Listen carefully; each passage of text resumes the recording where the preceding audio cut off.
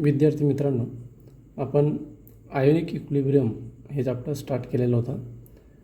Previous व्हिडिओमध्ये आपण introduction, त्याच्यात electrolyte and types of electrolyte, नंतर डिग्री ऑफ डिसोसिएशन हा टॉपिक बघितला होता.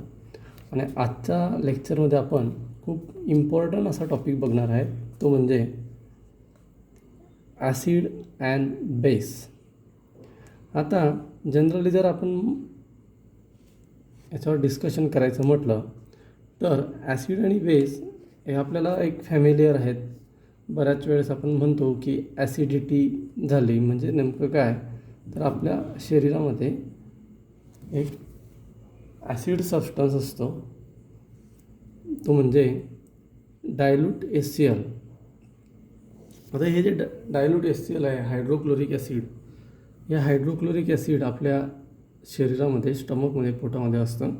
आणि एखाद्या वेळेस त्याचा pH वाढला म्हणजे काय, ॲसिडिटी वाढली, तर आपण म्हणतो ॲसिडिटी झाली. जसं की अजून फॅमिलियर म्हणजे ॲसिटिक ॲसिड, ज्याला तुम्ही व्हिनेगर असे म्हणतात. सायट्रिक ॲसिड, आता बघा कोरोनाच्या काळामध्ये आपल्याला व्हिटॅमिन C असलेले जे फूड आहेत, जसे की लेमन वगैरे, संत्रा, हे जे आहेत सायट्रिक ॲसिड त्याच्यामधून मिळतं आपल्याला, ज्याच्यामुळे आपली इम्युनिटी ग्रोथ होत असते. नंतर मॅग्नेशियम हायड्रॉक्साईड इन अँटासिड, जे आता मी बोललो की ॲसिडिटीसाठी जे अँटासिड वापरतात, म्हणजे काय, जे ॲसिडिटी रिड्यूस करतात, अशा मेडिसिनला आपण मॅग्नेशियम हायड्रॉक्साईड, जे बेस म्हणून काम करतात, त्याला अँटासिड म्हणतात. अमोनिया हा क्लिनिंग प्रॉडक्टमध्ये वापरतात. घरातले जे क्लिनिंग प्रॉडक्ट असतात त्याला अमोनिया वापरतात. तर tartaric acid is present in tamarind paste. टॅमेराइडमध्ये टार्टरिक ॲसिड प्रेझेंट असतं. And these are the some acid and base we came across in everyday life. आपण बरेचसे ॲसिड आणि बेस बघत असतो. आता ॲसिड आणि बेस याच्यावर आपण नंतर चर्चा करूच, पण ह्या चॅप्टरमधला जो इम्पॉर्टंट टॉपिक आहे तो म्हणजे ॲसिड आणि बेस याच्या काही डेफिनेशन्स आपण इथे बघणार आहे. तर ॲसिड आणि बेसवर पर्टिक्युलर मेनली 3 टाईप्समध्ये आपल्याला याचा कन्सेप्ट आपल्याला मिळतात. तर फर्स्ट जो कन्सेप्ट आहे तो म्हणजे आयोनिक इक्विलिब्रियममध्ये आपल्याला दिला आहे ॲसिड बेस थेरी जे आहेत, म्हणजे मेनली जे याच्यात थेरी दिलेल्या आहेत, 3 थेरी आपल्याला दिलेल्या आहेत. त्याच्यातली फर्स्ट अरेनियस थेरी. आता अरेनियस या सायंटिस्टने ॲसिड आणि बेस याच्या ज्या डेफिनेशन आहेत त्या कशा पद्धतीने केल्या आहेत ते आपण बघूया. ॲसिड कंटेन हायड्रोजन, म्हणजे ज्या सबस्टन्समध्ये हायड्रोजन कंटेन आहे, but it and gives the H+ ion in aqueous solution. म्हणजे ॲक्वियस सोल्युशनमध्ये तुम्हाला H+ आयन जो सबस्टन्स देतो तो तुमचा असेल ॲसिड.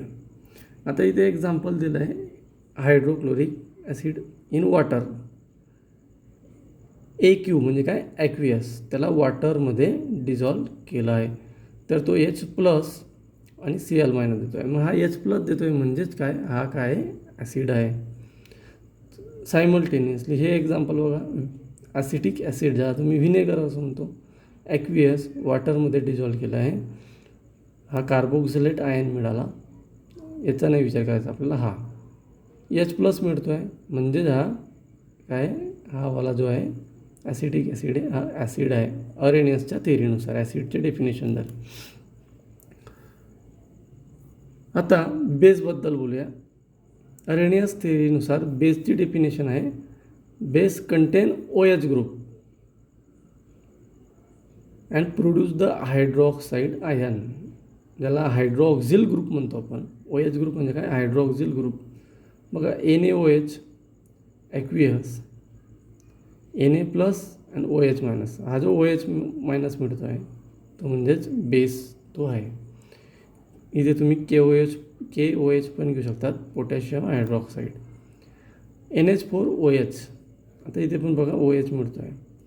आता या दोघं थेरी दोघं ॲसिड आणि बेस या अरेनियस थेरीनुसार जर आपण बघितलं तर तुमच्या असं लक्षात येते की H+ ion gives in aqueous solution म्हणजेच ॲसिड आणि OH- ion gives in aqueous solution म्हणजेच बेस. तर Arrhenius describe H+ ion in water and दस रिप्रेझेंट द हायड्रोनियम आयन. आपण त्याला काय म्हणणार आहेत, हायड्रोनियम आयन, कारण की ॲक्वियस सोल्युशनमध्ये आपल्याला H+ आयन मिळतो आहे आणि तो H+ आयन जो वॉटरचा तुमचा फॉर्म्युला आहे H2O, या वॉटरच्या फॉर्म्युल्यामध्ये तुम्हाला काय मिळतो आहे, H+, म्हणजे H+ याच्यात त्याच्यावर ॲड होतो आहे तर तो काय होतो आहे H3O हा पॉझिटिव्ह चार्ज, कारण ऑक्सिजनवर हायड्रोजन एक जास्त ॲड झाला म्हणून पॉझिटिव्ह चार्ज आला, तर त्याला हायड्रोनियम आयन असे म्हणतात. Arrhenius describe the OH- ion water दस रिप्रेझेंट हायड्रोक्सिल आयन. ठीक आहे, हे माहीत आहे. एक important point, it does not account, याला काही लिमिटेशन्स आहेत, या अरेनियस थेरीचे लिमिटेशन्स, त्याला मर्यादा होत्यात. First, it does not account for the basicity of ammonia, sodium carbonate which do not have the OH group. म्हणजे अमोनियासारखे किंवा सोडियम कार्बोनेटसारखे जे काही बेस असतील, या बेसमध्ये OH ग्रुप प्रेझेंट नाही आहे, बरोबर. तर हे असं एक्सप्लेन होऊ शकले नाही अरेनियस थेरीनुसार. म्हणजे हे बेस आहेत पण अरेनियसच्या थेरीनुसार ते बेस नाही आहेत, हे एक लिमिटेशन्स आहेत. Does not explain the acid base reaction that take place outside the aqueous solution. ज्या ॲक्वियस सोल्युशनच्या बाहेरील ज्या काही ॲसिड बेस रिॲक्शन असतील त्या इथे एक्सप्लेन होऊ शकल्या नाही अकॉर्डिंग टू अरेनियस थेरी. हे झालं अरेनियस थेरीबद्दल. नेक्स्ट सेकंड थेरी जी आहे ती म्हणजे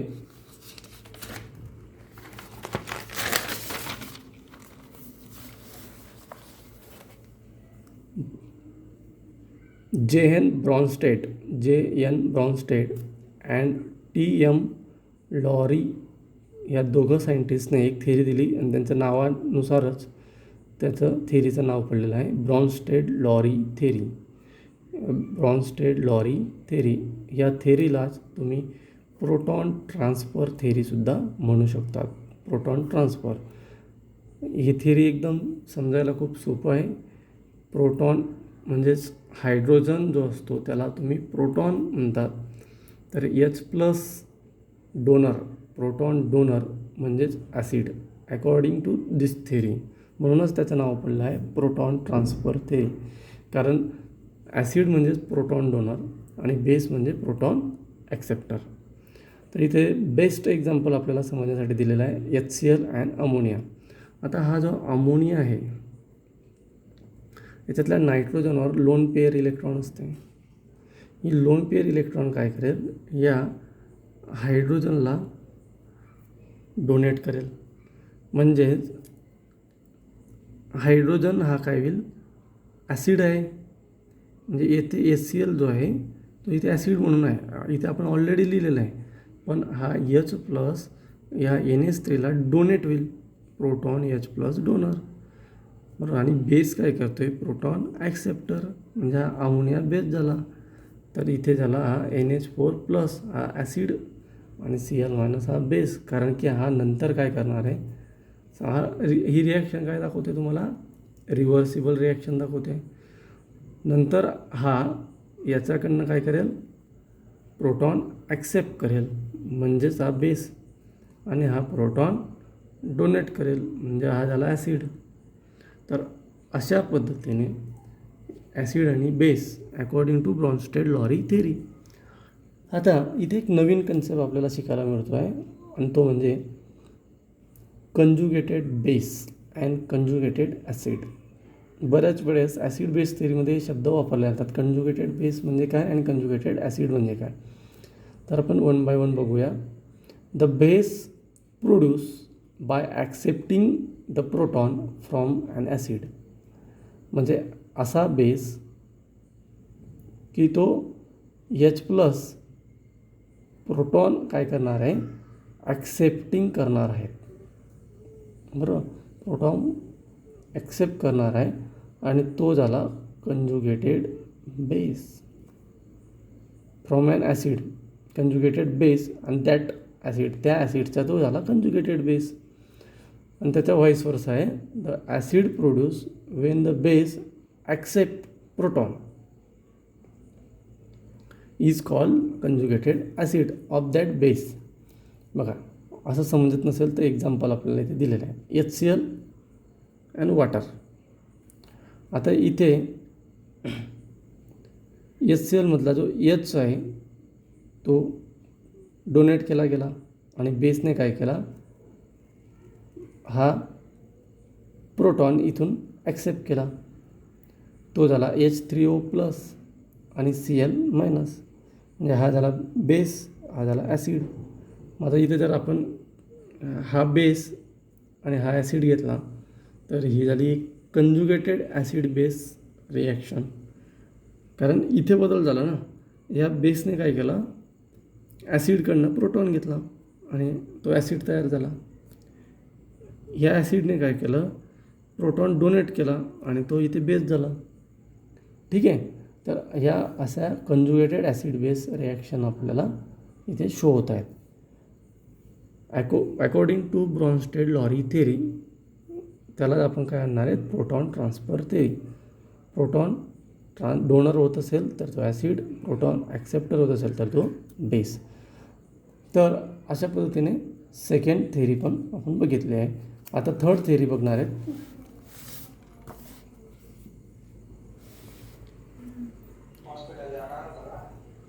थर्ड थेरी म्हणजे Lewis theory, G.N. Lewis theory. सायंटिस्टचं नाव आहे G.N. Lewis theory. Acid and base. Acid म्हणजेच काय, तर ॲक्सेप्ट द शेअर इन. बघा मित्रांनो, ही जी थर्ड थेरी आहे ती म्हणजे लेव्हिस थेरी आहे. According to G.N. Lewis theory, acid generally ही थेरी वापरली जाते, ॲसिड थेरी, जिथे इलेक्ट्रॉन पेअर, मात्र ती इलेक्ट्रॉन पेअर कशी पाहिजे, शेअर पाहिजे, म्हणजे शेअरिंग झालेली इलेक्ट्रॉन पेअर पाहिजे. Sharing electron accept the share in an electron pair. जिथे इलेक्ट्रॉन पेअर ॲक्सेप्ट होतात त्याला ॲसिड म्हणतात आणि जिथे इलेक्ट्रॉन पेअर डोनेट्स होतात तिथे बेस म्हणतात. इथे एक्झाम्पल बघा, बेस जो आहे तो म्हणजे अमोनिया घेतलेला आहे. आता हा काय करतो आहे, हायड्रोजन आयन हा काय करतो आहे, इथे ॲक्सेप्ट करतो आहे, नाही सॉरी, इलेक्ट्रॉन पेअर जो आहे तो डोनेट होतो आहे, याला ॲसिडला डोनेट करतो आहे आणि ॲसिड काय करतो आहे, ॲक्सेप्ट करतो आहे. Accept the share in an electron pair, ही जी पूर्ण पेअर आहे ती ॲसिड ॲक्सेप्ट करतो आहे आणि बेस डोनेट करतो आहे. आपण कॉर्डिनेट केमिस्ट्री याच्यात पण बघणार आहेत. तर इथे जो बॉन्ड तयार होईल, हा वाला बॉन्ड, हा कॉर्डिनेट बॉन्ड तयार होईल. ॲक्च्युली ते मेटल नाही आहे, पण एक तुम्हाला सांगतो आहे की कॉर्डिनेट बॉन्ड असा तयार होतो. हा परफेक्टली कॉर्डिनेट बॉन्ड नाही आहे. तर इथे इलेक्ट्रॉन पेअर दिली जाते आहे, जी लोन पेअर होती, इलेक्ट्रॉन पेअर. ह्या एक्झाम्पलमध्ये पण बघा, तुम्हाला इथे अमोनियाची जी इलेक्ट्रॉन पेअर आहे ती या BF3ला काय होते, डोनेट होते आहे आणि हा BF3 ॲक्सेप्ट करतो आहे ॲसिड. आता जर आपण या तिघं थेरीचं शॉर्ट रिव्हिजन करूया तर तुमचं लक्षात येईल. अरेनियस थेरीमध्ये आपण बघितलं की H+ आयन हे सोल्युशनमध्ये प्रोड्यूस होतात आणि ॲसिडमध्ये. अरेनियस थेरीचा according to Arrhenius theory acid म्हणजे काय, तर H+ ion in solution and base म्हणजे OH- ion in solution. Bronsted Lowry थेरीनुसार proton donor and proton acceptor, ठीक आहे. आणि लेविस थेरीनुसार accept the electron pair and donor the electron pair. तर मित्रांनो, तुमच्या लक्षात आलं असेल की इथे कुठेतरी आपल्याला एक साम्य दिसतंय, म्हणजे सिमिलरपणा दिसतोय. आणि त्याच्यावरून एक टेक्स्टबुकमध्ये तुम्हाला क्वेश्चन विचारला गेला आहे आणि तो क्वेश्चन असा आहे,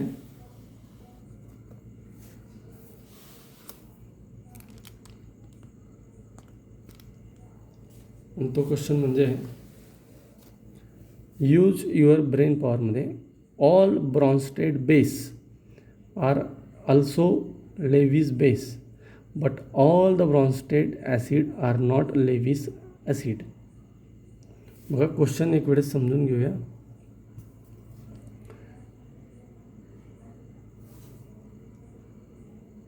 बघा, ओके.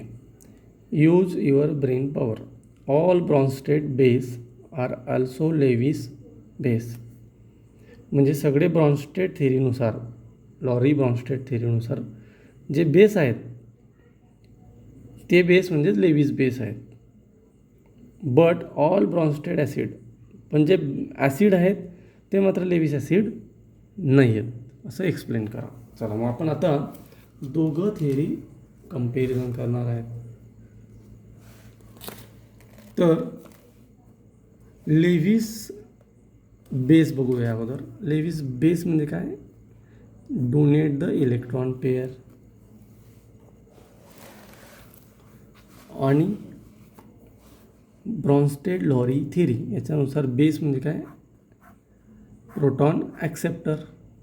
आता मला सांगा, इलेक्ट्रॉन पेअर डोनेट होते आहे. आता इथे बघा, इलेक्ट्रॉन पेअर डोनेट होते आणि प्रोटॉन ॲक्सेप्टर होतो आहे.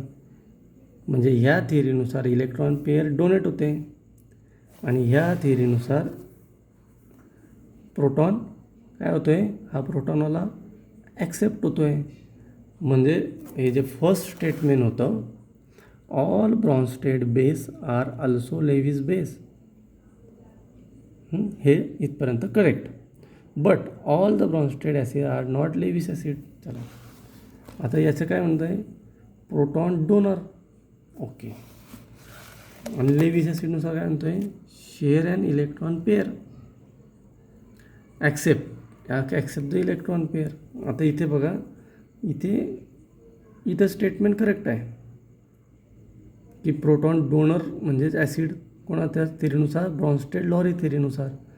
आणि याच्या थेरीनुसार म्हणतो आहे तो इलेक्ट्रॉन पेअर ॲक्सेप्ट करतो, हे पण करेक्ट आहे. पण आता इथे बघा बरं, या एक्झाम्पलमध्ये इथे इलेक्ट्रॉन पेअर ॲक्सेप्टर आहेत, पण इथे प्रोटॉन डोनर कुठे आहे? इथे प्रोटॉन नाही आहे, इथे बोरॉन आहे. म्हणजे इथे सेकंड स्टेटमेंट तुमचं, हे जे स्टेटमेंट आहे नॉट लेविस ॲसिड, हे करेक्ट आहे. मग तुम्ही ह्या एक्सप्लेनेशनच्या वेळेस तुम्हाला हे एक्झाम्पल तुम्ही देऊ शकता. ठीक आहे. तर अशा पद्धतीने या तिघही थेऱ्या आपण बघू शकतो. आता ओव्हरऑल तुम्हाला ॲसिड आणि बेस समजलं असेल. मात्र एक थोडक्यात या चॅप्टरमध्ये ॲसिड बेस कन्सेप्ट आलेला आहे, म्हणून मी तुम्हाला ॲसिड आणि बेसबद्दल थोडक्यात रिव्हिजन करून देतो. जे बेसिक गोष्टी सांगतो आहे. ॲसिड जनरली याचे कॅरेक्टरिस्टिक आहेत, सोर टेस्ट असते आणि बेस जो आहे तो बिटर इन टेस्ट. आता तुम्ही प्रिव्हियस स्टँडर्डमध्ये बघितलेलं आहे की ॲसिड आणि बेस जे आहेत याच्यासाठी एक स्केल आपण यूज करतो, ती म्हणजे 0 to 14, बरोबर. 0 to 7 जे असतात तिथे त्याला म्हणतो आपण pH म्हणजेच ॲसिड. आणि 7 to 14 जो असतो तो म्हणजे POH, तो म्हणजे बेस. आणि 7th असतो न्यूट्रल. 7 to 0 ह्या साईडला ॲसिडिटी काय होते? इन्क्रीज होते. आणि ह्या साईडला बेसिसिटी काय होते? इन्क्रीज होते. ठीक आहे. आता हा 7 झाला न्यूट्रल. तुम्ही इथे बरेचसे प्रिव्हियस स्टँडर्डला बरेचसे एक्झाम्पल तुम्ही इथे बघितलेले आहे. मी इथे एक्झाम्पल तुम्हाला सांगत नाही आहे. मी तुम्हाला इथे एक नवीन कन्सेप्ट तो सांगतो आहे, तो म्हणजे pH आणि pOH याला कसं डिटरमाइन करणार याच्यासाठी फॉर्म्युला सांगतो आहे. हे रिलेशन मात्र तुम्हाला माहिती आहे, pH + pOH = 14. ठीक आहे. याच्यातला हा जो P आहे, बऱ्याचशा विद्यार्थ्यांना P काय असतो तो सांगून देतो. P म्हणजे एक ग्रीक वर्ड आहे पोटेंज. पोटेंज म्हणजे काय? पॉवर. ठीक आहे. आता pH कसं डिटरमाइन करतात? pH म्हणजे काय तुमचं? तर निगेटिव्ह लॉगेरिथम हा फॉर्म्युला आहे, बेस 10 कॉन्सन्ट्रेशन ऑफ हायड्रॉक्झिल आयन. हा जो मी ब्रॅकेट टाकला ना, तो कॉन्सन्ट्रेशनचा आहे. म्हणजे बघा, तुम्ही pHमध्ये काय बघतात, तर हायड्रॉक्झिल आयनचं कॉन्सन्ट्रेशन. आपण ज्या डेफिनेशन्स बघितल्या त्याच्यात पण आपण हायड्रोजन आयन जे आहे त्याला इम्पॉर्टन्स दिलेलं आहे pHसाठी, ॲसिडसाठी. तर ॲसिडमध्ये हायड्रोजन आयन कॉन्सन्ट्रेशन असतं. म्हणजे त्याचा फॉर्म्युला तयार झाला. pH जर तुम्हाला काढायचं असेल तर negative log base 10 hydrogen ion concentration, आणि pOHसाठी negative log 10 base 10 concentration of OH- ion, hydroxyl ion. तर अशा पद्धतीने तुम्ही pH आणि pOH तुम्ही कॅल्क्युलेट करू शकतात. तर ॲसिड आणि बेसबद्दल बरंचसं आपण काही बोलू शकतो, मात्र आपल्याला या टॉपिकमध्ये जेवढं दिलेलं होतं तेवढं आपण कवर केलं आहे. बाकीचा टॉपिक आपण नेक्स्ट लेक्चरला होणार आहे, आणि तो टॉपिक म्हणजे ॲम्फोटेरिक नेचर ऑफ वॉटर, आणि त्याचा next part ionization of acid and base. ठीक आहे. धन्यवाद.